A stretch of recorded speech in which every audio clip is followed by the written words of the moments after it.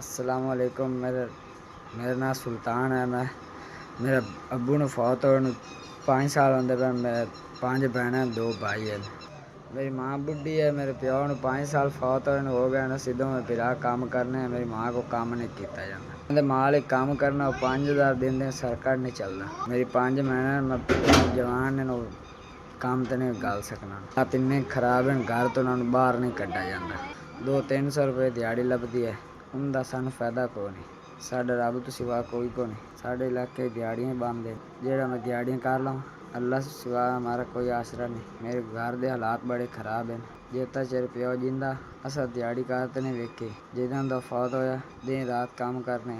दूआ भाई मेरा तो छोटा है। घर का सिर कटता भी नहीं पूरा होंदा। कोई अल्लाह का बंदा होवे मैनू दा पुत्र समझते मेरे हाल ते रहम करे।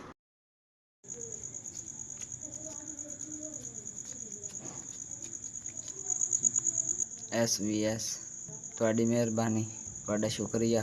ਤੁਹਾਡੇ ਤਰਫੋਂ ਮੈਨੂੰ 4000 ਮਿਲ ਗਈ। ਅੱਲਾਹ ਪਾਕ ਇਸ ਨਾਲ ਗਣਾ ਦੇਵੇ।